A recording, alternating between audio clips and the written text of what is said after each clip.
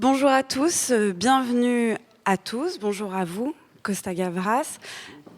Merci d'être présent ici dans le studio 106 de la Maison de la Radio pour cette masterclass de France Culture où l'idée est en quelque sorte de rentrer dans votre tête. Alors il ne faut pas prendre peur. L'idée est seulement de découvrir comment vous construisez une œuvre, ce qui se joue dans sa fabrication, de son idée à son achèvement.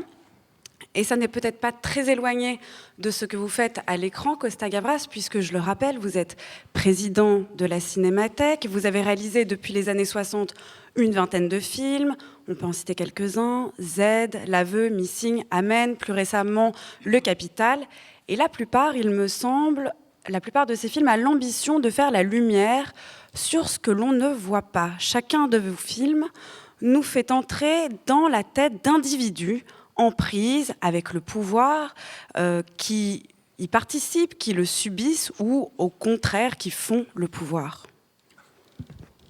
Oui, bonjour. Eh bien, vous commencez vraiment directement. Je veux rentrer dans votre tête, c'est l'idée. Non, si vous voulez, moi, quand j'étais étudiant à l'école du cinéma, après avoir été étudiant à la Sorbonne, j'ai lu, on voyait beaucoup à cette époque, les films de Bergman. Et j'ai lu dans une de ses interviews, il disait que pour moi, le cinéma, c'est d'entretenir, dans le sens le plus large du mot, c'est-à-dire tenir le spectateur fermement, éventuellement le faire réfléchir. Voilà. Et je pense que c'est le rôle de l'art d'une manière générale, et plus particulièrement le rôle du cinéma, parce que le cinéma, c'est l'art le plus populaire. C'est l'art le plus populaire depuis ses débuts. Vous savez, la première projection publique faite par les Frères Lumière, 17 personnes. Deuxième, 300, et depuis des milliards de personnes sont été au cinéma. Voilà. Donc le rôle du cinéma est multiple. Je ne veux pas lui donner une direction d'ailleurs. Je pense que chacun est libre de faire ce qu'il veut. Mais personnellement, je pense que le rôle du cinéma, c'est l'idée de Bergman qui a fait des très très grands films.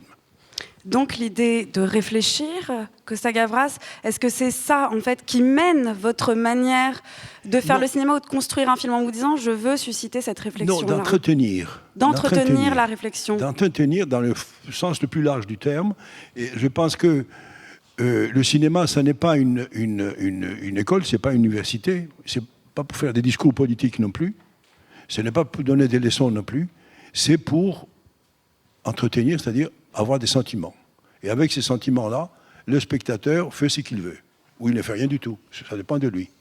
Parce que finalement, nous faisons du spectacle, n'est-ce pas? Et ça, j'insiste beaucoup sur ce. Nous faisons du spectacle. Nous ne sommes pas une université, nous ne sommes pas non plus une religion. Non, rien de tout cela. Ni une idéologie? Non, d'idéologie. Ça, c'est difficile. Il faut... Parce que alors on rentre dans un... Et c'est un peu votre spécialité, on rentre dans un autre sujet. Une idéologie, il faut parler philosophie. Alors qu'est-ce que c'est qu'une idéologie? Je pense qu'une idéologie, une société ne peut pas vivre sans idéologie. On en parlait beaucoup à un moment donné, des idéologies mortes. Donc nous serions en train de vivre dans une société d'idéologie morte. Non, les anciens Grecs disaient une chose très juste. Ils disaient les idéologies naissent, grandissent et périssent. Voilà. Et puis une autre idéologie les remplace. Voilà, c'est ça le sens, à mon avis, de l'idéologie.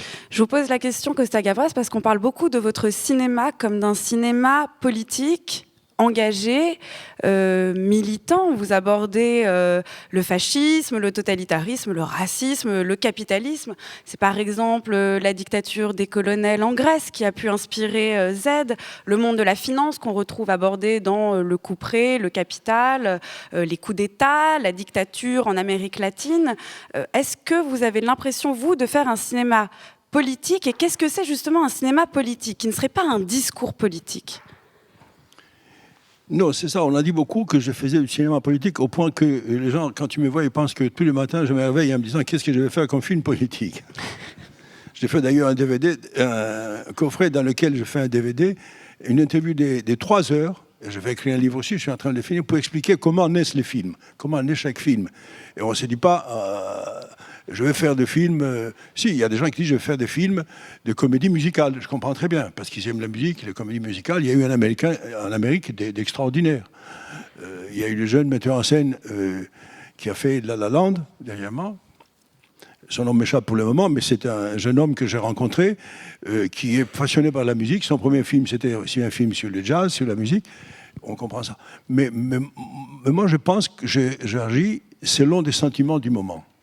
C'est-à-dire comment on est un film. C'est-à-dire qu'il y a quelque chose qui me touche profondément, pour des raisons X ou Y, et j'essaye de faire un film. Et j'essaye de trouver l'histoire ou d'écrire l'histoire. Et parfois, j'ai réussi à faire l'histoire et faire le film. Et parfois, je ne réussis pas. J'abandonne le scénario. Ou alors, il m'est arrivé aussi d'avoir fini le scénario avec un collaborateur, scénariste, et bien on n'a pas trouvé l'argent pour faire le film. Et on n'a pas fait le film, on est passé à autre chose. Voilà. Alors comment vient cette idée? Vous avez dit, si oui. L'idée ne vous tombe pas dessus le matin, ou si vous ne la cherchez pas, vous ne vous dites pas en regardant les journaux, bon, là j'ai envie de faire un film sur ce sujet-là, quel est le sujet du moment?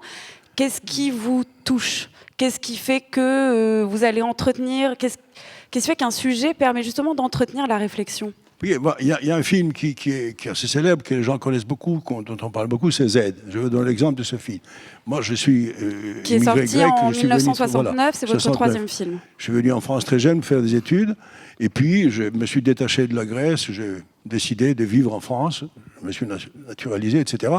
Et puis un jour, mon frère m'a envoyé un livre qui s'appelait Z, je l'ai lu, et quelques jours après a eu lieu le putsch des colonels qui ont pris les pouvoirs. Et tout le monde a commencé à faire quelque chose contre les colonels. Et moi, j'avais ce livre avec cette histoire qui me plaisait beaucoup. Je parlais à des amis comme Georges Saint-Prin, qui était l'écrivain. Je dis, je voulais faire le film, est-ce qu'on peut le faire ensemble? Mais on va le faire comme on écrit sur le mur, à bas les colonels. Voilà, c'était vraiment un mouvement comme ça, passionnel complètement pour faire ce film. Voilà. Alors, les autres films, alors, le film est né. Le film, on a fait le scénario, alors... Je vais vous raconter très brièvement. D'abord, personne ne voulait faire le film, malgré le fait que tous les acteurs avaient accepté de le faire. On ne trouvait pas le financement. Et on l'a fait vraiment avec le minimum. Et avec des acteurs, et tout le monde n'étions pas payés, ou presque. Il y a des acteurs prestigieux. Et personne ne s'attendait que ce film marche. Tous les producteurs disaient non, ce film ne marche pas. Parce qu'il n'y a pas d'histoire d'amour, il n'y a pas un personnage central, etc., comme dans tous les films. Et bien le film... le film a été un succès énorme. Vous pouvez nous raconter l'histoire de Z, juste revenir sur le fait qu'il n'y ait pas de personnage central dans Z. C'est justement l'histoire d'un assassinat. C'est un assassinat politique et c'est aussi une enquête.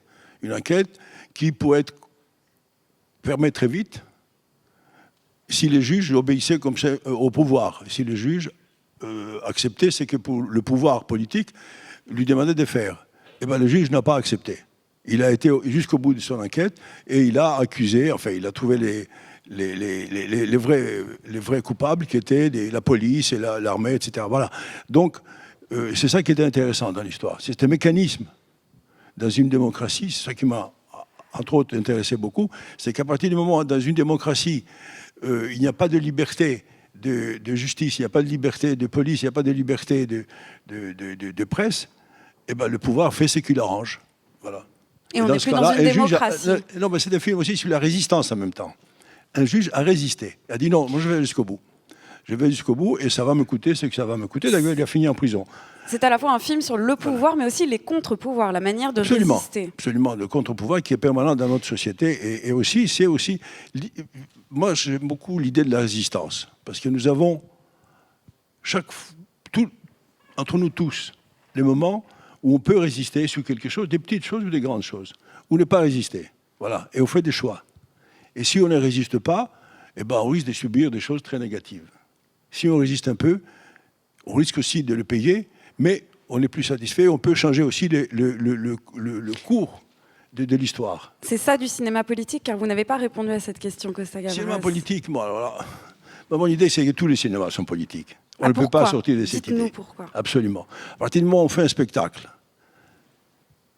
et d'une certaine manière, tout est politique. Ce qu'on fait en ce moment ici, c'est que je vous parle, vous m'écoutez, ce que les spectateurs feront aussi, eh ben c'est une relation politique. Politique, pour moi, ce n'est pas le sens pour qui vous allez voter. et pour qui vous allez avoir comme député ou ministre, etc., c'est notre comportement quotidien. C'est-à-dire nous avons un petit pouvoir, tous, et comme il y a d'autres personnes qui ont un pouvoir au-dessus de nous. L'utilisation de ces pouvoirs, qui peut nous rendre heureux ou malheureux, ben, c'est ça la politique, finalement, dans la ville. Je pense que c'est aussi simple que ça. Et après, évidemment, vient le problème politique pour avoir un président, pour avoir des députés, des ministres, etc. Ça, c'est une autre politique. Ça fait partie de la grande politique. Mais mes films ne sont pas dans ce sens-là. Et ce qui vous intéresse, est-ce que c'est, au départ, on parlait de l'idée qui naît, et vous êtes en train d'écrire un livre sur la naissance d'une idée. Vous êtes inspiré à la fois de l'actualité, mais aussi d'un roman. Vous venez de parler de Z.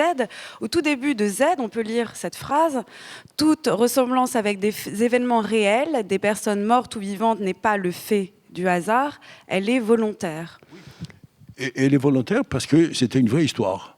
Et je voulais dire aux spectateurs que tout ce que vous allez voir, c'est basé sur la réalité, avec une petite différence quand même, parce que une réalité comme celle-ci dure des mois ou des semaines, tandis qu'un film dure 2 heures. Donc là, il y a une autre responsabilité qui vient, c'est là où entre en compte l'engagement dont vous avez parlé tout à l'heure, c'est qu'il faut choisir des personnages et des situations, d'abord sur les vraies histoires, sur les vrais personnages et les situations, mais en même temps respecter leur éthique. Ne pas les manipuler comme on peut faire au cinéma, mais respecter ce qu'ils ont été, en les résumant naturellement, mais respecter ce qu'ils sont. Et ça, c'est la grande difficulté, parce que pour la construction d'un scénario, pour la construction d'une œuvre, il y a des exigences par moment différentes. Et ça, c'est une vraie recherche. Comment vous vous adaptez à ces différentes exigences? Mais avec cette idée permanente, c'est qu'il faut respecter l'éthique des personnages et trouver des solutions. C'est ça votre exigence principale, l'éthique des personnages. L'éthique des personnages. Parce que c'est vrai qu'au cinéma, on peut faire beaucoup de choses. Vous savez, on peut faire rire les gens, on peut le rendre ridicule très facilement. On peut transformer la réalité aussi. Voilà. C'est-à-dire respecter ce qu'ils sont. D'ailleurs, pour en parler à ce film, comme dans d'autres films que j'ai faits, les méchants, comme on dit d'habitude, ne sont jamais ridiculisés, ils sont ce qu'ils sont. Et le spectateur décide s'il les accepte ou pas. En même temps, en faisant ces films, on crée une relation avec le spectateur. Et je pense qu'il faut respecter le spectateur. C'est ça l'engagement. Et c'est ça aussi une éthique du cinéma, c'est-à-dire de respecter les personnages, de dévoiler la réalité. Est-ce que c'est ça aussi qui vous, dès que vous avez l'idée, qui guide aussi cette manière de mettre en œuvre cette idée? C'est-à-dire de se dire, bon, on veut que ça corresponde le plus à la réalité. Qu'il soit aussi près que possible à la réalité. Aussi près que possible, parce que la réalité, c'est tout à fait autre chose. Elle est beaucoup plus longue, elle est beaucoup plus complexe. Les personnages ont des vies beaucoup plus complexes. Des choses nous sont inaccessibles. Absolument, inaccessibles en plus, voilà. Et justement, à mon avis, c'est ça aussi qui guide votre... Vous allez me dire, peut-être que vous n'êtes peut-être pas d'accord, Costa Gavras, sur le fait que je vous ai posé la question de vous rentrer dans la tête des gens, mais vous montrez aussi les mécanismes du pouvoir dans Z. On va rester sur ce film encore un peu. C'est-à-dire toutes les compromissions du pouvoir, cet assassinat déguisé d'un député grec, déguisé en accident, fait par le gouvernement et en même temps protégé accompli par la police et l'armée. Vous nous menez en fait dans les coulisses du pouvoir, mais est-ce que ce que vous montrez en fait, c'est la réalité? C'est-à-dire que comment vous pensez que l'image peut montrer cette réalité-là plus que l'écriture, par exemple, ou plus qu'un documentaire? On rentre dans une dialectique très complexe. Non, c'est pas la réalité, mais c'est le réel. Moi, c'est le réel. Voilà, pour moi, c'est le réel. C'est-à-dire que chaque fois qu'on a attaqué mes films, on a essayé d'expliquer que ceci a été, que ceci ou cela, on n'a jamais trouvé, même les gens qui n'ont pas aimé les films, qui étaient contre, sur le plan politique, disons, sur le plan, ils n'ont pas trouvé les vrais éléments pour attaquer le film.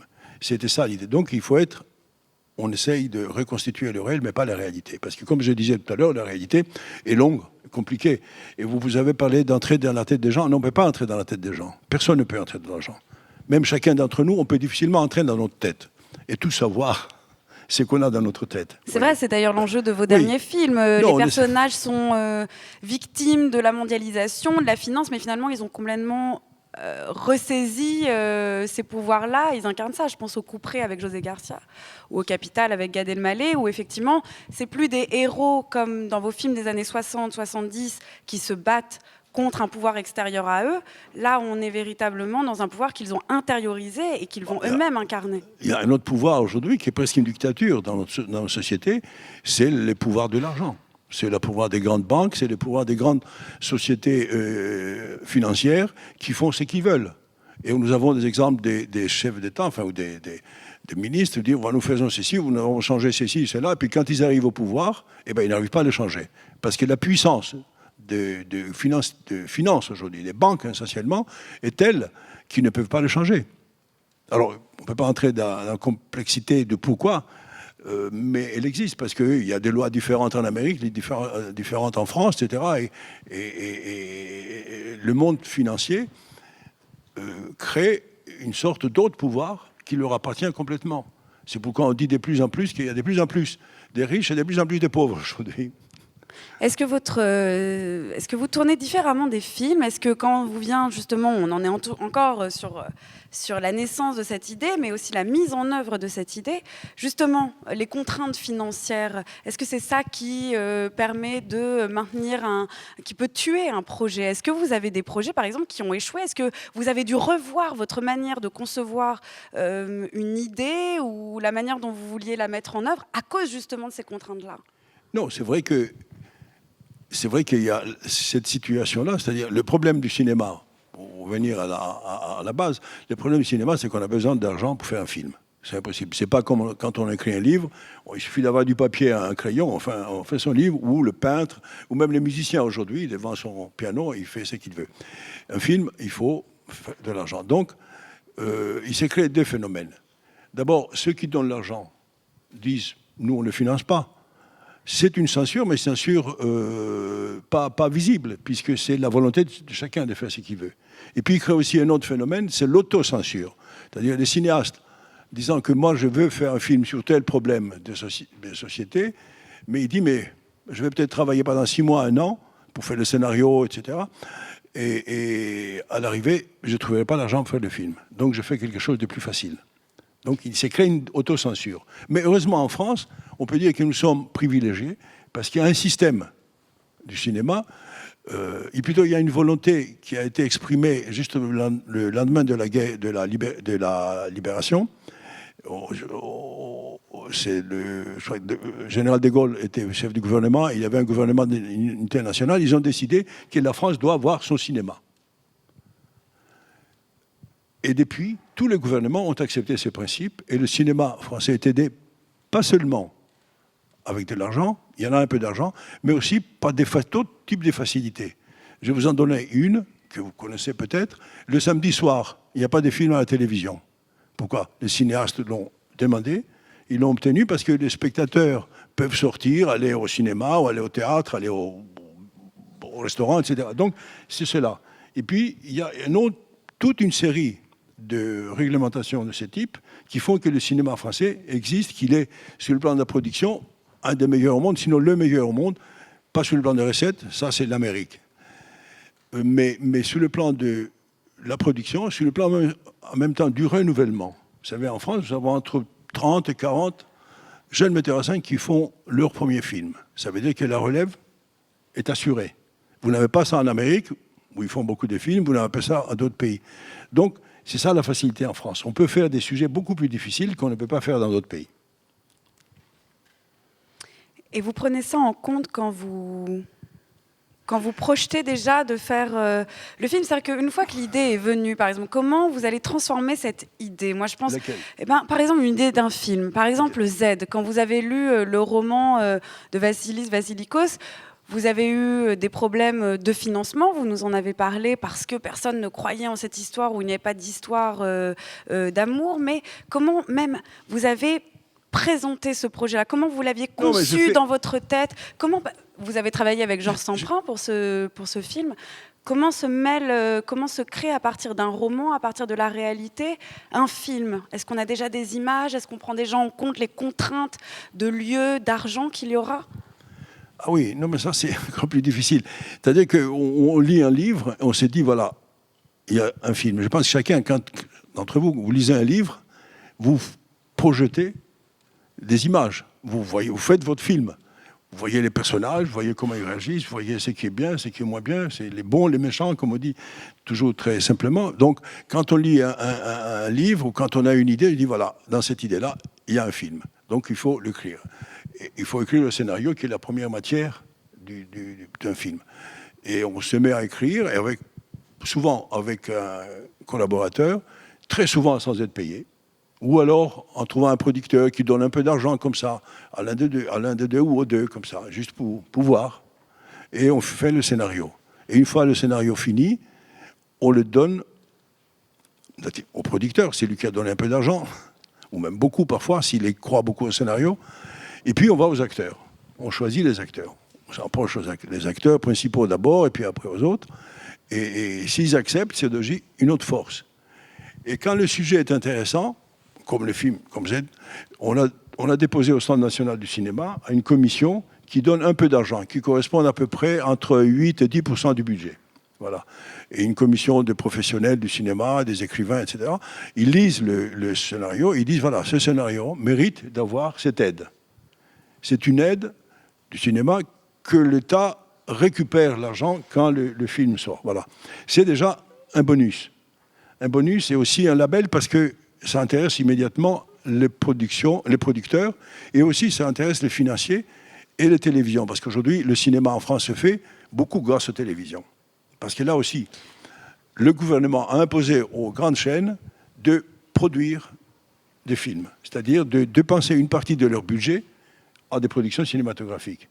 Et il a même été créé une chaîne, Canal+, à son origine, pour le cinéma. Et c'est vrai que le Canal+ joue un rôle très important pour la production cinématographique. Alors si Canal+ accepte, et il le fait disons, à 40% des... Vous pensez à Canal+ quand vous faites un... Mais non, on ne pense pas à ça. Il ne faut rien penser. À mon avis, quand on fait un scénario, il ne faut penser à rien du tout qu'à l'histoire. Et on verra après, quand il sera fini.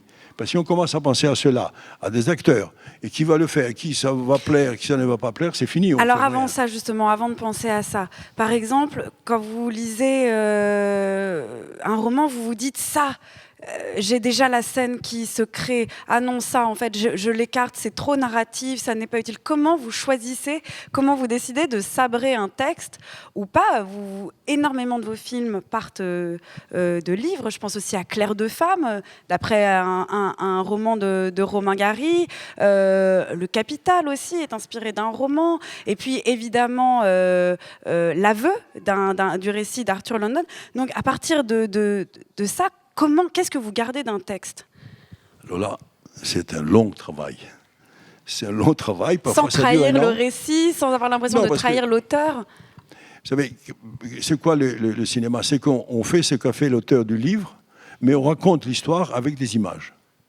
L'auteur le raconte avec des mots, et nous, on le raconte avec des images.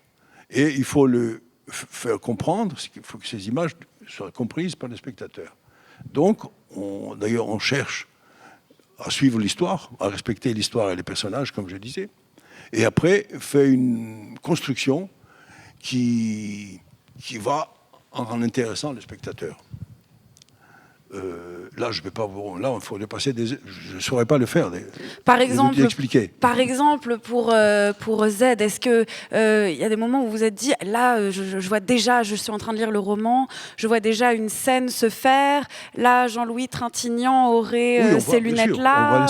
Là, j'aimerais le construire de cette manière-là. Oui. Et qu'est-ce que va apporter l'image à l'écriture, en fait? Est-ce que l'image, elle va apporter quelque chose que l'écriture manque?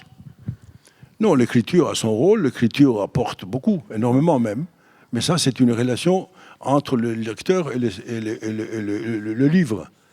Là, il faut remplacer l'écriture par des images. Parce qu'un Trintignant, qui dit des choses, qui fait des choses. Donc, on les choisit par rapport à je ne sais pas quoi. Voilà. Vous n'avez pas une idée, par exemple Non, parce qu'il n'y a pas d'explication là. Ça vient comme ça. Ça vient comme ça, voilà. Ça nous plaît ou ça ne nous plaît pas. Ça nous touche profondément ou ça ne nous touche pas. Ça marche ou ça ne marche pas. Ça marche pas, mais ça va marcher. Vaut mieux de ne pas penser. Parce que beaucoup de gens disent qu'il faut faire des choses qui marchent. Il y a Cocteau qui disait une très belle chose à propos des choses qui marchent. Il disait il y a des règles pour faire marcher les choses, mais nous ne les connaissons pas, ces règles. Et c'est à mieux que nous ne les connaissons pas. Sinon, on ferait les mêmes films. Sinon, ce seraient des recettes. Oui. Vous appliqueriez des recettes. Alors, j'aimerais aussi parler de la manière dont vous construisez justement un récit. C'est aussi l'importance du montage. Beaucoup de vos films sont fondés un peu comme des enquêtes, des reconstitutions. Il y a Z dont on vient de parler, qui reconstitue un accident, un assassinat qu'on fait passer pour un accident. Mais il y a aussi Missing, qui raconte l'histoire de l'enquête pour retrouver le journaliste. Voilà, le père et sa belle-fille veulent retrouver le journaliste Charles Orman. Il y a d'autres films comme ça sous forme d'enquête. Qu'est-ce qui justement, quand vous êtes au moment du montage, après avoir eu l'idée, après avoir eu effectivement le tournage, avoir été confronté aux contraintes, qu'est-ce que vous essayez de faire qu'est-ce que vous voulez faire primer? Est-ce que vous voulez faire primer l'esthétique, la lisibilité, reconstituer quelque chose de clair pour le spectateur? Quel est votre but en fait dans le montage, ou éclairer peut-être la réalité, le réel, comme vous disiez? C'est comme on raconte une histoire. On est à table entre amis un soir, et bien quelqu'un qui vous raconte une histoire. Cette histoire a un début, un milieu et une fin. Et il faut que la fin, toujours, soit quand même intéressante. Voilà. Il faut qu'il y ait une chute. Une chute, comme vous dites, ou plutôt une montée, enfin, comme vous voulez. Donc, c'est ce qu'on fait. La différence, c'est que nous racontons cette histoire en 1h30, en 2 heures. Parce que ce sont des longues histoires. Donc, c'est cette idée-là qui, finalement, nous ne sommes pas autre chose que des conteurs d'histoire, finalement. C'est aussi simple que ça, avec des images. Comment on agence... Je vous surprends là. Oui, vous me surprenez parce que vous avez... parce que l'agencement de l'image, de la parole, du jeu, fait que peut sortir tout autre chose qu'une simple histoire. Parfois, il sort tout autre chose et que le film est raté. Et ça nous arrive aussi.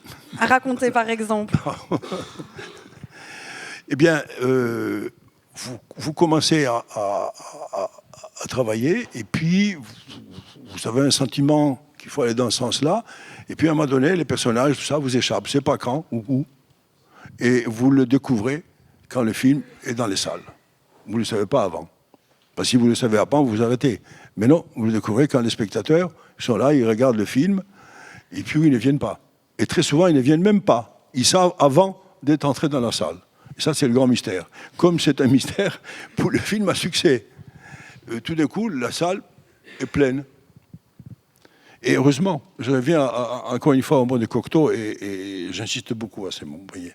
On fait les choses avec... parce que finalement, un metteur en scène, c'est quoi? C'est aussi en même temps un spectateur, n'est-ce pas? Je suis le spectateur du film. Et j'essaye de faire des choses qui me plaisent comme spectateur. Et je ne peux pas dire qu'ils vont plaire aux autres spectateurs, parce que les autres spectateurs, je ne les connais pas. Parce que vous êtes combien ici? Vous êtes une centaine ici, peut-être un peu moins, mais vous êtes tous différents, avec des sentiments et des expériences de vie différentes, donc je ne vous connais pas. Alors, le seul repère que j'ai, c'est moi-même comme spectateur. Alors, je le fais comme moi j'aimerais. Et alors, vous l'aimez ou vous ne l'aimez pas. Et pourtant, il y a quand même quelque chose qui vous échappe, qui peut vous échapper. Mais bien sûr, très souvent. Ça vous est arrivé avec quel film? Ça m'est arrivé à un film, mon deuxième film, qui s'appelait L'homme des trous, c'était une histoire de résistance. Et c'est vrai, le film est sorti. Eh bien, ça n'a pas du tout marché. Et les critiques n'étaient pas bonnes. Ce qui est assez curieux, d'ailleurs, avec le temps, c'est que le film est sorti dans un coffret que j'ai fait dernièrement. Il est passé dernièrement à Canal+, et il y a eu des critiques formidables. Et pas Canal+, à Arte. Et Arte m'a envoyé un petit mot le matin. Il disait, nous avons fait un score extraordinaire. Voilà, ça peut arriver. Mais non, il y a d'autres films qui ne marchent pas. J'ai fait un film avec Johnny Hallyday et Fanny Ardant, Conseil de famille, qui me plaisait beaucoup comme histoire. Et bien, ça n'a pas marché du tout. C'est l'histoire d'une famille qui fait des petits braquages, c'est ça? Non, l'histoire, c'était l'histoire d'une famille de voleurs. Et les enfants Alors, les parents voulaient absolument avoir une grande quantité de biens, avoir des maisons, avoir des piscines, etc., des belles voitures. Et les enfants, quand ils sont devenus adultes, ils ont dit non, on ne veut pas une quantité de biens, mais une qualité de vie. Donc, on ne veut pas avoir tous ces biens. C'est la qualité de vie qui nous intéresse. Donc, cette différence, j'ai essayé de la raconter dans le film, et bien, ça n'est pas passé aux spectateurs. Et le film n'a pas marché, malgré les acteurs aussi importants que Johnny Hallyday, comme Fanny Ardant, etc. Vous voyez, ça arrive. Est-ce que vous pensez aussi que vous avez voulu à ce moment-là changer de manière de filmer ? Est-ce que vous pensez que vous êtes passé aussi d'un moment de grands films, on va dire des films dossiers sur des grands événements historiques, politiques, à des choses plus de la vie ordinaire, et qu'il y a eu cette évolution-là dans votre travail, peut-être cette progression, ou je ne sais pas, en tout cas ce changement de perspective? Non, mais vous savez, les grands événements, derrière les grands événements, il y a des hommes et des femmes. Hein. Et ils ont une vision, ils ont une façon de penser, une façon d'être. C'est ça qu'on raconte. Et on voit les grands événements à travers eux. On ne peut pas se dire on va faire un grand événement comme disons, la Révolution française. On a essayé à l'époque de faire des grands films, pas en se basant uniquement au propos du bicentenaire. Mais ça n'a pas marché. Parce que on va au cinéma pour voir des hommes et des femmes comme nous, et voir comment ils réagissent, comment ils se sentent, comment ils font. Aujourd'hui, il y a des gens qui posent la question, est-ce qu'un jour vous allez avoir des hommes numériques? On m'a posé cette question à l'université il n'y a pas longtemps. C'est-à-dire, on va avoir des poupées. J'ai dit, mais non. Mais non, on veut voir d'autres hommes et des femmes, parce que finalement, c'est à ceux-là qu'on se reconnaît. On ne veut pas se reconnaître à des poupées, à des plastiques. Donc, c'est un peu ça, le cinéma. Entre autres. Vous avez parlé, Costa Gavras, du fait que vous pouvez être surpris parfois par la manière dont votre film, dont un film, dont des personnages vous dépassent. Est-ce que vous avez déjà découvert, vu l'histoire que vous vouliez raconter d'une autre manière?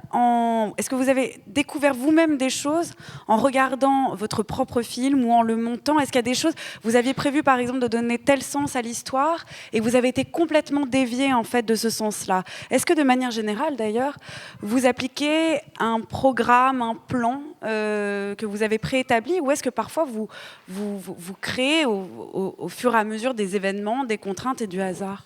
Non, comme je disais, j'essaie de rester spectateur, mais on a une idée au départ. On a une idée pour faire le film. Et puis, cette idée-là, on l'écrit, on la met sur papier. Et déjà, elle se déplace un peu, par l'exigence même de la construction du scénario et par l'écriture. Et puis, on décide de prendre des acteurs. On prend des acteurs X, Y, et pas avec les responsabilités, malgré le fait qu'on les dirige, qu'on les oriente, l'histoire peut se déplacer encore un tout petit peu. Et puis, on a des techniciens. Et chacun de ces gens-là, que ce soit les acteurs, les techniciens, etc., ont leur vision. Donc là encore, l'histoire peut se déplacer encore un tout petit peu, devenir autre chose. Donc le rôle du metteur... Et ça, pendant le tournage, c'est encore pire, parce que vous avez les acteurs qui jouent, les décors, etc., à l'extérieur. Donc le rôle du metteur en scène, c'est rester à son idée initiale, tout le temps. Aussi précisément que possible, mais s'il est impossible, de contrôler ce dérapage. Donc ça change, et puis vous arrivez au montage, et ça peut changer encore un peu. Voilà. Et vous sonorisez le film avec la musique, etc., et les sons, et ça peut encore changer. Et c'est pour ça que je vous disais tout à l'heure, arriver devant le public, ça ne peut ne plus être le film que vous avez envisagé au départ. Voilà. C'est ça. Alors j'ai un exemple que j'ai entendu il y a longtemps par un professeur de cinéma qui disait que le film, c'est comme ce peintre chinois à qui l'empereur a demandé un grand tableau. Et le peintre est parti, et au bout d'un an, il n'est pas revenu. Et l'empereur a envoyé quelqu'un lui dire, voilà, qu'est-ce qui se passe? Et le peintre, il a dit, je viens encore dans 2 mois, je viens. Il est arrivé, et il a dit, où est le tableau? Il dit, donnez-moi de la peinture, donnez-moi un grand canevas, et je vais vous faire le tableau. Et il l'a fait, complètement, très vite. Et l'empereur lui a dit combien je vous dois. Il lui a demandé une somme énorme. Il dit, mais vous êtes fou, vous avez travaillé 1 heure ou 2 heures, et vous me demandez autant d'argent? Il dit, non, je travaille depuis 1 an et demi. C'est-à-dire, il avait dans sa tête complètement le film, dans le moindre détail, Et comme ça, il a pu le réaliser. Un film, c'est pareil. Je vous disais qu'au travail, sur le scénario, 1 an, sinon un peu plus. J'ai fait un film qui s'appelle Amen. On a travaillé avec Jean-Claude Grimbert pendant 2 ans pour le scénario, pour vérifier un tas de choses, pour trouver des axes justes, le personnage juste, etc. Eh bien, on fait le film en quelques semaines. Mais il faut l'avoir complètement dans sa tête, dans le monde de détail. C'est la seule manière pour que le film, que l'histoire ne se déplace pas, qu'elle n'aille pas dans une direction tout à fait différente.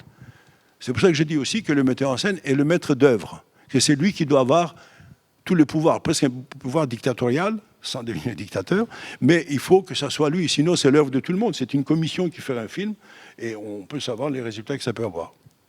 À savoir plutôt... Raté. Non, le film de personne. Un film, c'est le film de quelqu'un. Comme une peinture, c'est la peinture de quelqu'un, le livre, etc., etc. Ce qui m'a frappé en regardant vos films, Costa Gavras, c'est que vous révélez ce qui est caché. C'est-à-dire que, en fait, ce qui est sous nos yeux, mais ce qu'on ne voit pas tout de suite, et que le montage permet de voir d'une autre manière. Je trouve qu'il y a tout un travail comme ça de lisibilité et d'association d'images où la réalité, ou le réel, comme vous disiez, apparaît d'une autre manière. Mais il y a aussi toute une part d'invisible. Vous ne voulez pas que tout montrer, tout révéler. Il y a aussi une part d'invisibilité. Je pense à ce film Missing, dont on a déjà parlé, justement sur une disparition. Le personnage principal, il est manquant. Il faut reconstituer une absence. Et il y a cette très belle scène où le père et la belle-fille donc de ce journaliste et sa belle-fille sont à sa recherche et sont dans un bâtiment où les cadavres sont entassés, les cadavres de la dictature de ce coup d'État. Pinochet au Chili. Exactement. Et il ne voit rien, il ne détecte à peine les cadavres, et il tourne les yeux vers le ciel. La verrière elle-même est jonchée de cadavres, et il y a juste quelques rayons de lumière comme ça qui transpercent. Je trouve que c'est une très belle image de votre cinéma aussi, qui à la fois veut montrer des choses, mettre en lumière certains éléments, mais va laisser aussi toute une part d'ombre. Il y a certains dirigeants qu'on ne voit pas, il y a certaines choses qui continuent à nous échapper. C'est-à-dire, je pense qu'il faut suggérer des choses et faire participer le spectateur au récit. Puis se pose des questions ou essaye d'en voir plus que le récit, parce qu'on ne peut pas tout montrer. Pour cette scène particulière, par exemple, on savait qu'au Chili, à l'époque, il y avait des milliers de gens qui étaient disparus ou assassinés par Pinochet et ses militaires. Eh bien, quand je fais le film, et c'était une vraie histoire, l'Américain qui arrive au Chili chercher son fils, on lui permet d'aller dans une des morgues qu'ils avaient pour voir. Alors il voit, on avait une cinquantaine, je ne sais plus combien, de figurants un peu partout, mais ça ne donnait pas cette idée du nombre extraordinaire. Et cette scène, je voulais quand même la suggérer. Et puis je me suis souvenu d'une chose que me disait ma petite fille quand une de ses grand-mères est morte. Il disait, elle est au ciel.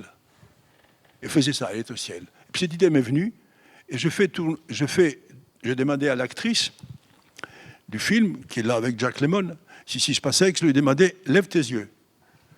Et on avait préparé un plafond en verre avec d'autres cadavres. Tout d'un coup, il y avait les cadavres au sol et des cadavres au-dessus. Et tout d'un coup, ça devenait énorme. On donnait l'impression du nombre, sans avoir plus de nombre d'ailleurs. D'ailleurs, on avait un problème très particulier pour faire cette scène, parce qu'il fallait construire avec une chose de verre, etc. Enfin, ça, c'est un détail. Et donc, c'était pour donner cette idée de l'énormité. J'avais le même problème, par exemple, quand je faisais un film qui s'appelle Amen, et il fallait montrer qu'on transportait des milliers, sinon des milliers de personnes vers les camps de concentration. Alors, il y avait une petite scène qu'on avait fait avec Jean-Claude Grimbert, où il disait, voilà, il y a tant de... Et je pensais que c'était la parole n'est pas assez, il fallait avoir des images. Alors j'ai imaginé à un moment donné des trains qui passaient, l'action du film était interrompue par des trains qui passaient, des trains de marchandises avec des portes fermées, qui passaient de gauche à droite, et puis il y a d'autres trains qu'on voyait un peu plus loin, qui revenaient de droite à gauche avec les portes ouvertes. Il y avait des trains pleins, des trains vides. Donc c'est cette idée-là qui nous donnait, répétée plusieurs fois dans le film, donnait l'idée de l'énormité de cette déportation. Voilà. Et c'est là où le cinéma et les images jouent un rôle important, c'est raconter les choses avec des images sans avoir à le dire. Il y a une autre scène dans Amen qui est frappante d'ailleurs où la suggestion fonctionne. C'est le moment où Bernstein, donc le héros, le SS qui se rend compte que le Zyklon B qu'il fabrique en fait sert à exterminer des juifs, regarde dans une chambre à gaz. On ne voit pas. La caméra n'est que tournée sur le regard, même un gros plan sur son visage pour voir ce qu'il regarde. Et on est en fait complètement avec lui. C'est-à-dire que ce qu'il voit, on l'imagine, ou c'est inimaginable justement, c'est peut-être ça aussi en fait ce qui est suggéré. Et on est complètement avec lui.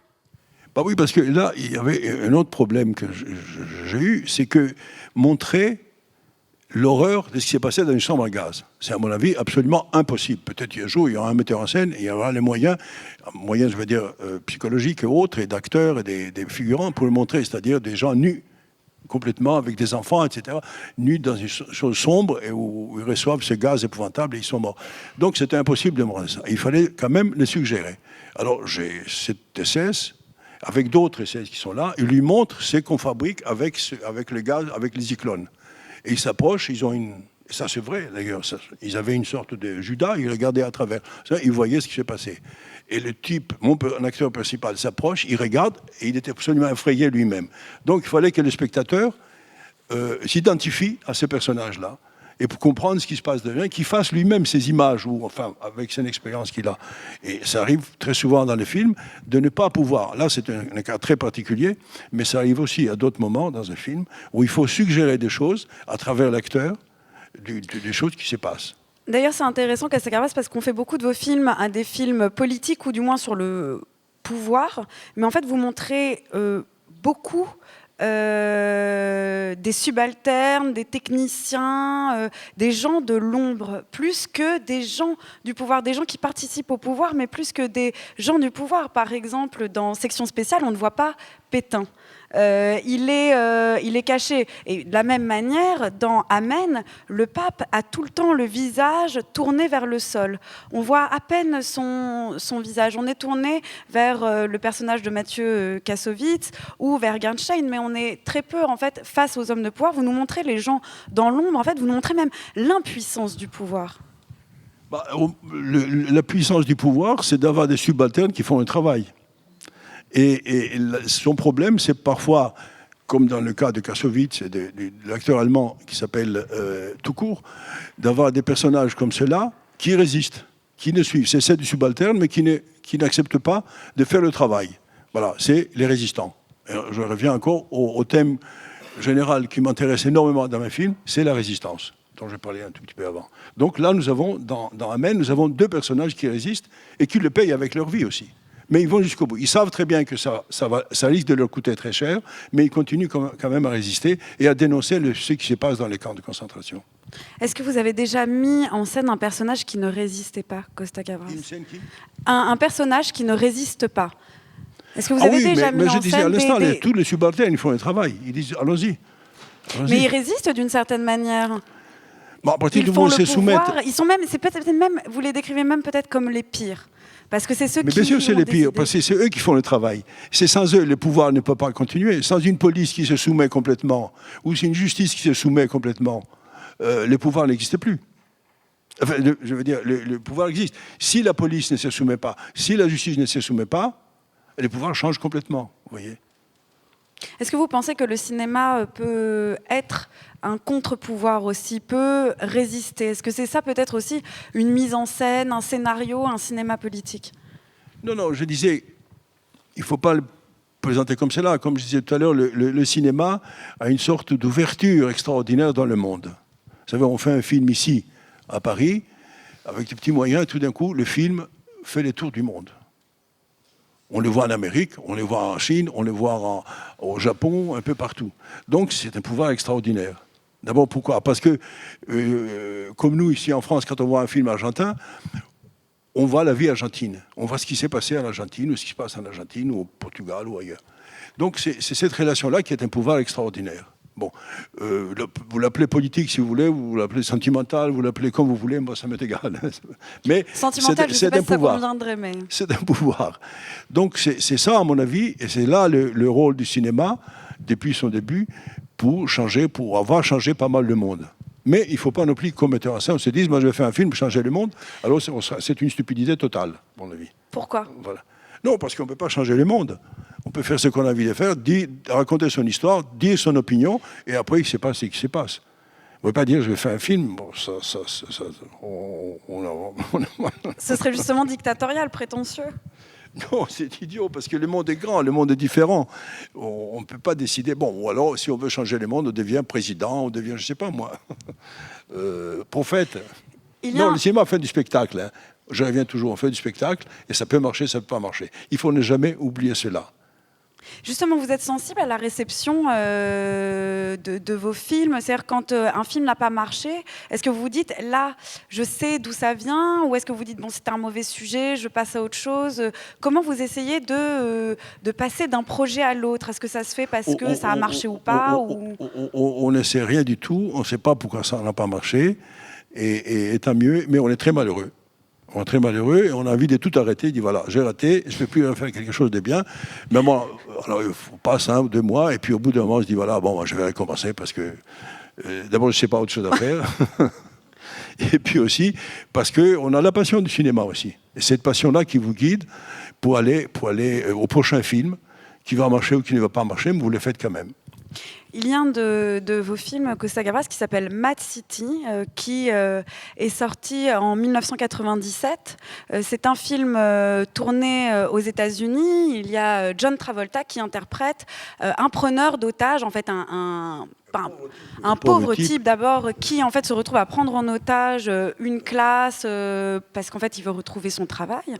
Et puis il y a sur les lieux Dustin Hoffman, qui est un journaliste, qui en fait va être là, va exploiter cette histoire-là. Alors il a un rapport un petit peu ambigu, c'est-à-dire que d'un côté il a beaucoup d'empathie pour ce pauvre type, et en même temps il va aussi s'en servir comme d'un scoop. Et il a cette phrase qui revient souvent, l'opinion publique est versatile. Est-ce que vous, à des moments aussi, vous vous dites, si je présente les choses comme ça, est-ce que il faut que ce soit compris plutôt d'une certaine manière? Est-ce que vous tentez vous aussi d'orienter votre film, la construction, le montage, pour cette opinion publique? Mais je fais ces films précisément pour montrer que j'essaye de ne pas faire ça.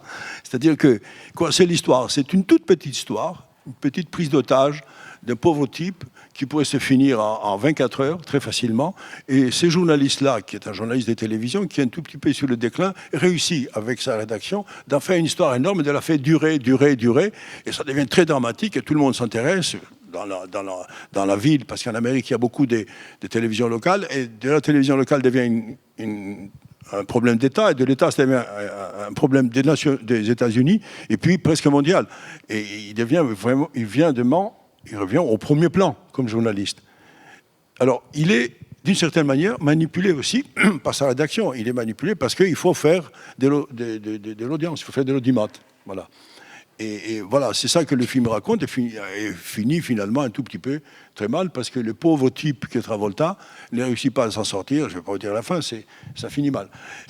Voilà, c'est ça l'histoire. Oui, c'est comment je dis, le média, parfois, peuvent changer complètement l'histoire.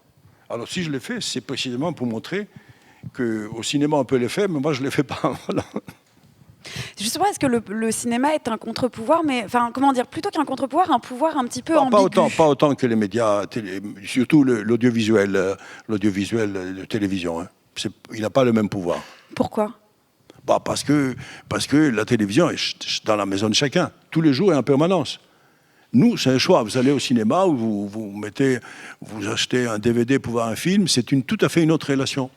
Tandis que la télévision, c'est un témoin permanent, c'est un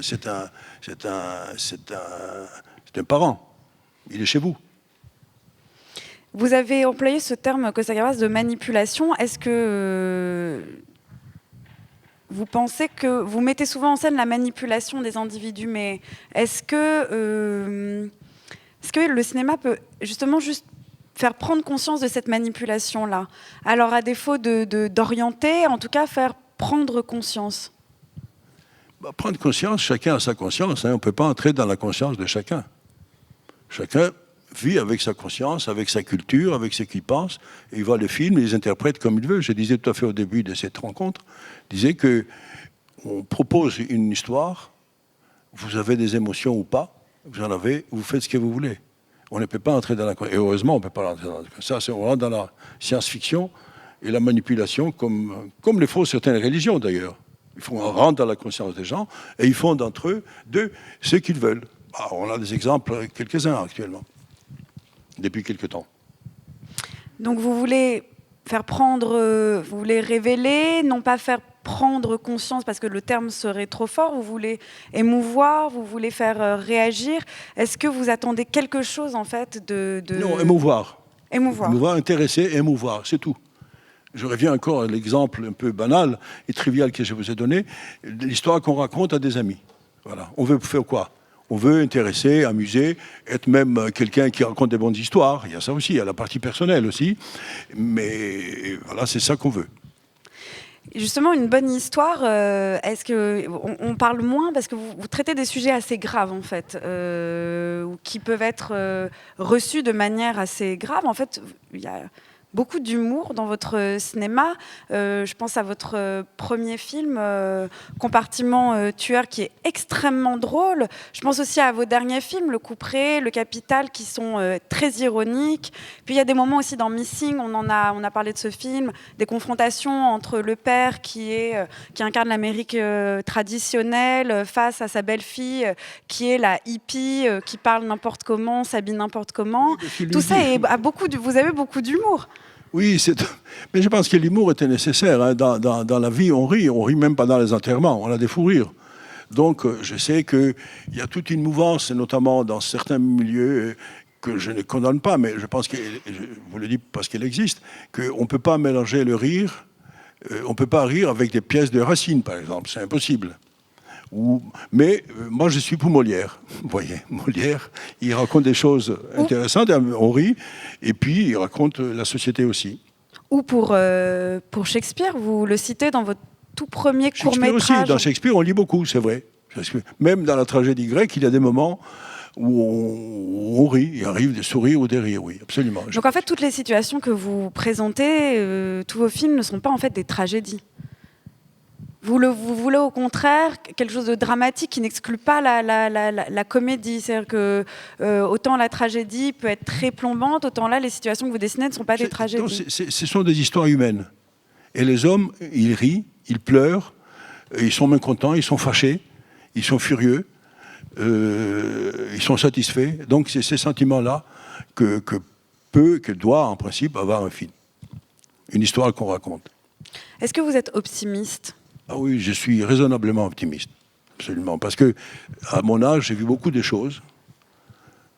Je suis arrivé en France en 1955, et c'est vrai que j'ai vu la France beaucoup changer. Il y a eu des moments dramatiques, des moments faciles, des moments difficiles, des moments... Et le monde aussi, d'ailleurs, parallèlement. Et je m'aperçois que ça va un peu mieux. Pas suffisamment mieux qu'il le faudrait, mais ça va quand même un peu mieux. Est-ce que vous avez tenté d'adapter, est-ce que vous tentez d'adapter vos films à ce monde qui change justement, que vous ne pouvez pas changer par les films comme vous l'avez dit, mais est-ce que vous vous dites, quand un film sort en salle, quand vous avez déjà l'idée d'un autre film, de vous dire, en fait, c'est plus tout à fait la même époque déjà entre ces deux films? Le problème que j'ai, je vais vous dire, c'est que quand je fais un film, je n'ai rien en tête. Alors j'attends la première émotion pour faire le premier intérêt, l'émotion suivante pour faire le film suivant. Et je pense aussi que beaucoup des films que je fais, on a cité Z, L'Aveu et quelques autres, ils ne peuvent plus se faire aujourd'hui. Parce qu'aujourd'hui, ça serait des films historiques du passé, qui ne correspondaient pas à une réalité présente, quotidienne que nous vivons. Voilà, c'est ça aussi l'intérêt qu'ont les films, à mon avis. Et là maintenant, quels sont pour vous, qu'est-ce que vous avez envie de mettre en scène qui dépasse à la fois l'actualité et qui ne soit pas non plus un film historique? Qu'est-ce qui vous intéresse comme problématique? Là, par exemple, si vous avez une idée pour un film, c'est quoi? Comment ça peut... Quel serait le sujet qui vous touche? Je travaille sur un scénario, mais je préfère ne pas en parler. Je n'ai jamais parlé de scénario sur lesquels on travaille parce qu'on ne sait pas d'abord si le film va se faire. Et je pense aussi qu'il faut garder son secret, si je peux me permettre, sa virginité. Comme ça, on la garde, et puis quand le film sera fait, là, on peut en parler. Alors, à défaut de savoir quelle est votre idée et ce secret, de percer ce secret, est-ce qu'il y a plus des sujets qui vous touchent en ce moment, plus des images, plus des problématiques, plus des enjeux en fait dans le monde que vous avez absolument envie de mettre en scène parce que les images vont être fortes pour pouvoir dire ces situations-là? Non, il y a une préoccupation, je l'ai exprimée d'une certaine manière dans Le Capital, qui n'a rien à voir avec Marx, n'est-ce pas? C'est une histoire de banque d'aujourd'hui. C'est le rôle de l'argent dans notre société aujourd'hui. Le rôle de l'argent est immense. Le rôle de l'argent est en train, si il continue comme cela, est en train de tuer la démocratie. Et de nous rendre chacun pour soi, comme les naufragés. Ils n'essayent pas de voir ce qui se passe autour de lui, ils veulent se sauver. Donc, à mon avis, c'est une chose qui m'intéresse beaucoup, mais je ne sais pas jusqu'où ça peut aller, ça, pour faire un film, c'est très difficile. Voilà. C'est un thème, à mon avis, essentiel aujourd'hui dans notre monde. Il y a aussi un autre thème qui est formidable, c'est l'Europe, qui ne marche pas comme on le souhaitons tous, comme nous l'avons souhaité, en tout cas ma génération, qui l'a vu naître peu à peu en se disant, voilà, c'est ça qu'il faut faire. Et puis, ça a été fait, et puis c'est en train de se défaire. C'est à faire d'une manière très dangereuse. Et ça aussi, c'est très inquiétant parce que je pense que l'Europe peut être une union extraordinaire pour affronter les problèmes de ce monde qui devient de plus en plus grand, qui devient de plus mondial, et où d'autres forces, comme la Chine qui est colossale, les Indes, l'Amérique et d'autres qui vont naître, risquent de prendre tout l'espace, et l'Europe doit rester unie, à mon avis, pas seulement pour éviter d'avoir d'autres guerres, mais aussi pour fabriquer des choses, pour faire des choses importantes. Regardez, j'ai un exemple. Les avions. Il y a un certain nombre d'années, il n'y avait pas d'aviation, il n'y avait que les avions américains. Et ben, on a décidé en Europe, on commençait par la France, qu'il fallait que l'Europe ait une industrie d'avions. Et ben, c'est la première au monde désormais. Et en peu d'années, n'est-ce pas? Donc il y a des possibilités énormes pour l'Europe si elle reste unie. Si elle se désunit, eh ben, ça sera chacun pour soi. C'est le naufragé. Vous soulevez la question, Costa Gavras, ce sera peut-être ma dernière question, la question aussi du lien. Vous parlez de l'union, de la question de l'union aussi et de l'Union européenne. Vous montrez à travers vos films tous les liens qui se font entre des pouvoirs, mais aussi des liens qui se font sentimentaux. Vous avez parlé de ce film Conseil de famille. On a aussi parlé de Missing. C'est quand même l'histoire d'un père et de sa belle-fille qui veulent retrouver un être qui leur est cher. Dans Z, on voit toute la famille politique et la femme du député assassiné qui se mobilise. Est-ce que votre cinéma aussi est un film de lien et d'attachement plus sentimental que ce qu'on pourrait penser? Ah oui, j'essayais de le dire un tout petit peu quand j'ai parlé tout à l'heure de films d'autres pays que nous voyons comme les autres pays qui voient nos films. C'est cette espèce, il y a un lien qui s'est créé là, puisqu'on connaît la façon de vivre des autres, de sentir, d'aimer. Et une autre chose à laquelle on ne pense pas beaucoup, c'est que grâce au cinéma, on a vu les corps, nos corps nus. Avant, il y avait des peintures avec des nus, etc. Ça appartenait d'ailleurs à des gens qui avaient les moyens. Tandis qu'on a vu que les hommes et les femmes peuvent être nus, et c'est acceptable. Donc c'est le cinéma qui a permis toute cette espèce de rencontre avec des gens très différents que nous pouvons être entre les Africains, les Asiatiques, les Européens, etc., les Latino-Américains et autres. Donc c'est ça qui est essentiel avec le cinéma, et par extension avec l'audiovisuel, parce que l'audiovisuel, même quand ça passe par la télévision aussi, peut jouer ce rôle aussi. Merci beaucoup, Costa Gavras. Merci d'avoir participé à cette masterclass pour France Culture. Le public, si vous avez quelques questions, voilà, ça va. On a un quart d'heure devant nous. Bonjour. Je vous remercie beaucoup. Je suis adhérent à la Cinémathèque, et donc depuis plusieurs années. Et pour votre programmation et tout ce que vous faites, je voulais vous remercier. J'ai une question un peu délicate à vous poser, parce qu'en tant que président de la Cinémathèque, je souhaite depuis longtemps qu'il y ait une rétrospective Costa Gavras. Parce qu'il y a un certain nombre de films de vous que je n'ai pas vus, malheureusement. Non, on ne la fera pas. Quand je serai plus président, ils la feront peut-être. Moi, quand je suis Elle aurait été élu tellement président de la été utile Cinémathèque, j'ai dit maintenant. non. Mes films ne passeront pas à la Cinémathèque. Je ne vais pas me servir. Non, mais je sais que la question est délicate, mais je pense que dans la conjoncture actuelle, une rétrospective Casagrava, ça aurait eu toute sa place et elle aurait été bienvenue. Peut-être. Mes successeurs les feront. Enfin, mon successeur ou mes successeurs les feront. Non, vous savez, nous avons une cinémathèque, puisqu'on n'en a pas beaucoup parlé, qui est quand même la meilleure au monde. Nous avons des richesses extraordinaires avec la Cinémathèque, et cela est dû à un homme extraordinaire qui s'appelait Henri Langlois, qui a commencé, il avait 22 ans, il a dit il faut sauver les films, parce que c'était dans les années 30, toute la période du cinéma, qu'on appelle muet, qui n'était pas muet d'ailleurs, on commençait à les jeter, ces films, parce qu'il y avait les cinémas parlants qui venaient d'eux. Et puis lui, il a dit non, il faut sauver ces films. Et là, avec des amis, notamment Frangy, Cocteau et quelques autres, ont commencé à ramasser les films, aller dans le laboratoire, chercher dans les poubelles, et ramasser les films et les conserver, et quand ils pouvaient les restaurer. Et peu à peu, cette machine est devenue énorme, et on peut dire aujourd'hui qu'on a la plus belle cinémathèque au monde, avec des richesses extraordinaires qui sont pas montrées malheureusement, parce qu'elles sont dans des entrepôts. On n'a pas beaucoup d'espace pour tout montrer. Il y a des milliers de costumes, des milliers d'affiches, des milliers des richesses énormes d'appareils, etc., etc. Voilà. Et ça existe d'ailleurs grâce, une fois de plus, à ce que je disais tout à l'heure, il faut que l'État, que la France a un cinéma, donc une cinémathèque. Et c'est grâce à l'aide de l'État que la cinémathèque puisse exister, aussi grâce à beaucoup de gens qui travaillent sans être payés, sauf les gens qui travaillent tous les jours là. Merci, monsieur. Oui, merci monsieur. Je voudrais rendre hommage spécialement à votre rigueur et à votre sens éthique. Vous vous attaquez à des sujets qui sont très casse-gueule sur ce plan-là. On se souvient de l'article de Serge Danet sur le travelling de Capot, mais je voudrais que vous nous parliez un petit peu plus de cette exigence d'éthique, tant sur le plan esthétique, les plans, la façon de filmer, mais aussi sur la façon de traiter les gens.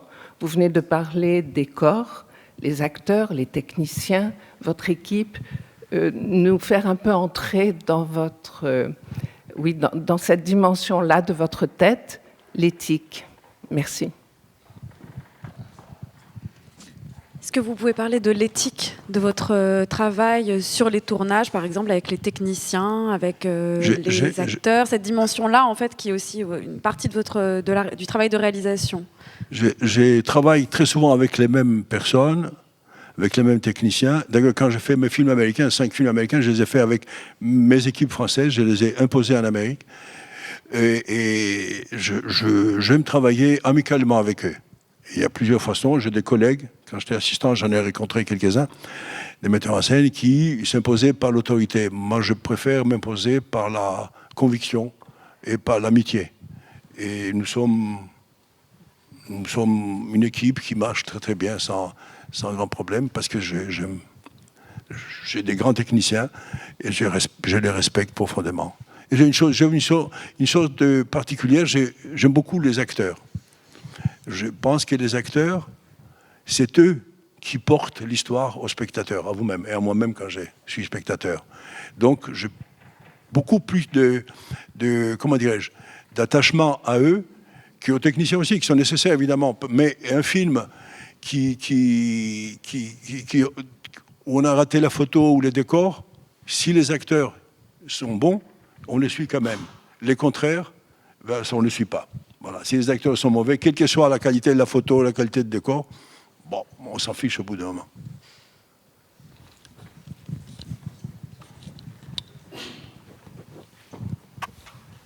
Justement, sur ce sujet, comment vous les dirigez, les acteurs? Est-ce que vous faites des répétitions avec eux? Comment vous parlez avec eux sur le plateau? Oui, l'idée de diriger, oui, c'est un mot qu'on utilise beaucoup quand il s'agit. D'abord, la direction d'acteur. Moi, je pense que la direction d'acteur commence au choix des acteurs. Il faut que l'acteur, déjà, accepte, et c'est une des premières choses que je dis à vos acteurs que je ne connais pas et qui ne me connaissent pas, est-ce que vous voulez être au service du film ou vous voulez que le film soit à votre service? S'ils acceptent le principe qu'il soit au service du film, là, c'est déjà la moitié du travail est fait. Et après, il y a une longue discussion entre nous pour expliquer le personnage, de quoi il s'agit, comment l'acteur me donne aussi son opinion. Et sur le plateau, il va de la même manière. On parle beaucoup sur le personnage. J'aime pas beaucoup faire beaucoup de répétitions avant, parce que je pense que ça risque de se défaire. Je pense qu'il est mieux d'être répété devant la caméra. Vous savez, la caméra, c'est une sorte de monstre qui fait peur en même temps et qui fait confiance, et aussi qui est une sorte de présence extraordinaire pour tout le monde, d'ailleurs. Qu'est-ce qu'elle va penser, la caméra? La caméra ne pense pas, bien sûr, mais elle enregistre, c'est tout, c'est une machine. Mais elle est là.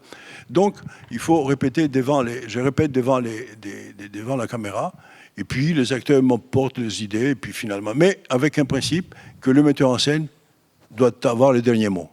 Parce que c'est lui le maître d'œuvre, et c'est lui qui connaît tout. Comme les peintres chinois dont je parlais avant, il connaît tout. Un acteur ou un technicien ne connaît pas tout d'une histoire. N'a pas dans la tête tout ce que le metteur en scène. Mais je vous dis, essentiellement, il faut que l'acteur, sur le plan philosophique, je ne dirais pas sur le plan idéologique, philosophique et artistique, ait la même idée que le metteur en scène, la même vision que le metteur en scène. Autre question. Vous avez parlé des arts qui vous accompagnent, qui vous inspirent, la peinture, à juste titre, Cocteau par exemple, et le rôle de la musique pour vous. Qu'est-ce que les sons vous ont apporté? Je pense aussi aux voix des acteurs que vous avez particulièrement choisis pour certains films, comme Z, comme Amen. Qu'est-ce que la voix d'un acteur, d'une actrice vous apporte dans la réalisation de votre œuvre? Parce que c'est aussi une musique, mais une musique très subtile et qui joue autant que l'image, qui est très forte dans votre univers. C'est essentiel, la voix, mais en même temps, on ne peut pas la changer. On ne peut pas dire à l'acteur, il faut changer sa voix. Mais je pense que c'est essentiel. Ça dépend aussi comment on l'enregistre. Sur quel ton? Sur les tons bas ou sur le ton élevé, etc. On fait un choix avec l'acteur, on discute pour chaque scène pour voir comment cet instrument extraordinaire va être utilisé. Mais je pense que c'est très très vite accepté, cette histoire-là. Mais ça rentre, si vous voulez, d'une certaine manière, ce qu'on appelle la bande sonore du film, dans son ensemble, qui est importante. J'ai un problème souvent avec des acteurs qui n'articulent pas. Aujourd'hui, de plus en plus, nous le voyons à la télévision, au cinéma, des acteurs qui parlent très vite, tellement vite que beaucoup de personnes ne comprennent pas. Vous comprenez? Et il faut penser aussi que dans notre société, on a beaucoup de gens de certain âge qui ont des problèmes avec leurs oreilles. Et quand on n'est pas bien articulé, eh ben on ne comprend pas très bien. Voilà, ça, on perd beaucoup de choses. Et puis, il y a un autre problème aussi avec les voix, et ça, c'est beaucoup à la télévision. Quand il y a un personnage qui parle une langue et qu'on met le français par-dessus, très souvent, on garde le même niveau pour les deux. C'est effrayant parce qu'on ne comprend ni l'un ni l'autre. Mais je pense, pour venir à la bande sonore, je pense qu'elle est essentielle pour un film. Notamment la musique, qui parfois joue avec la voix de l'acteur.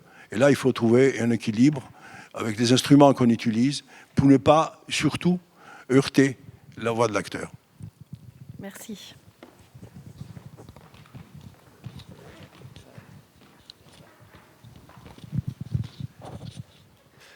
Bonjour. Chris Marker avait tourné un espèce de documentaire sur votre film L'Aveu. Et si je dis pas de bêtises, vous avez participé aussi à sa série L'Héritage de la Chouette. Quelle relation personnelle et artistique vous avez eue avec Chris Marker?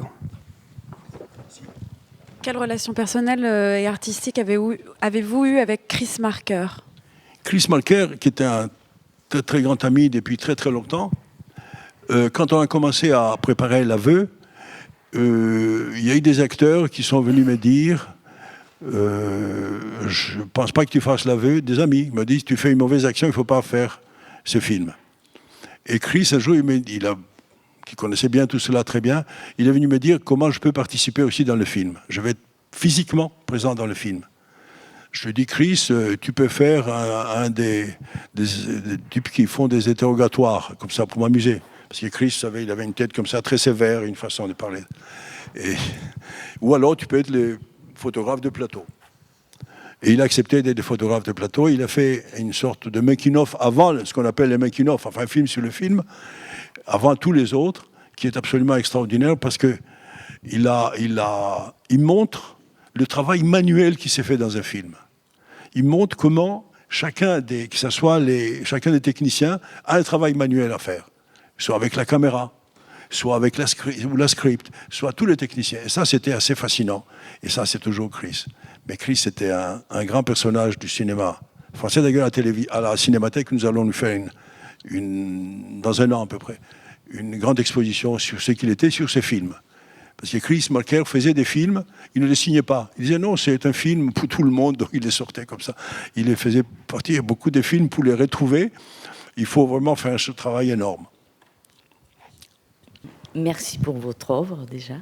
Et j'ai une question par rapport, que direz-vous aux enfants par rapport au cinéma? Je pensais à ça, aux futurs spectateurs qui sont, comment résister avec eux par rapport à l'image, par exemple. Il y a beaucoup de jeunes qui me demandent, soit ils m'envoient des courts-métrages, soit qu'ils ont fait, soit ils me demandent comment faire du cinéma, etc. Mais c'est difficile, sinon impossible de donner des conseils. Faites ceci, faites cela. Moi, je dis en général une seule chose.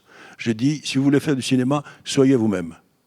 N'essayez pas d'imiter tel metteur en scène ou telle école du cinéma ou telle chose. Faites le cinéma comme vous le ressentez vous-même, et puis c'est tout. Et il faut savoir aussi pourquoi vous voulez faire du cinéma. Est-ce que vous voulez faire du cinéma pour être célèbre, pour être riche, ou je ne sais pas quoi? Il faut le décider. Voilà, c'est tout ce que je peux dire. Alors, quant au documentaire, le petit film qui m'envoie, bon, je donne mon sentiment vraiment aussi franchement que possible. Parfois même, c'est douloureux parce que je l'ai dit, puisqu'il me demande mon sentiment, je leur donne mon vrai sentiment, qui n'est pas forcément universel, n'est-ce pas? J'insiste, mais je sens ceci, voilà. J'essaye d'être le plus franc possible. Mais de donner des conseils comment faire du cinéma, c'est impossible. Sinon, c'est de la passion, le cinéma. C'est pas un métier. Beaucoup de gens disent, vous avez un bon métier. Non, c'est pas un métier, c'est une passion.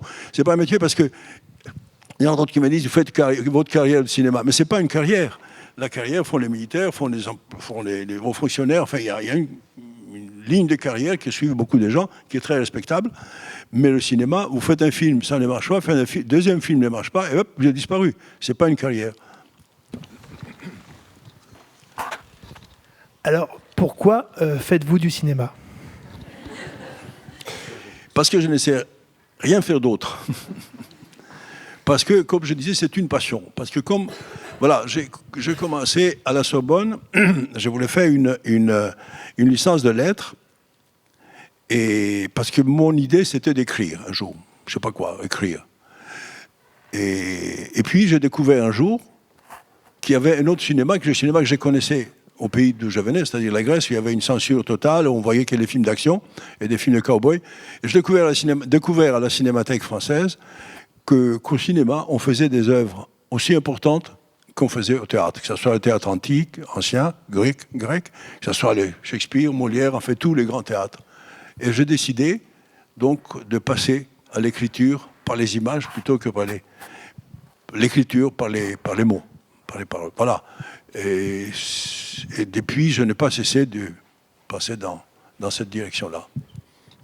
Voilà, je n'ai pas d'autre explication que cela, n'est-ce pas? Merci beaucoup, merci beaucoup à vous d'avoir été présent ce matin.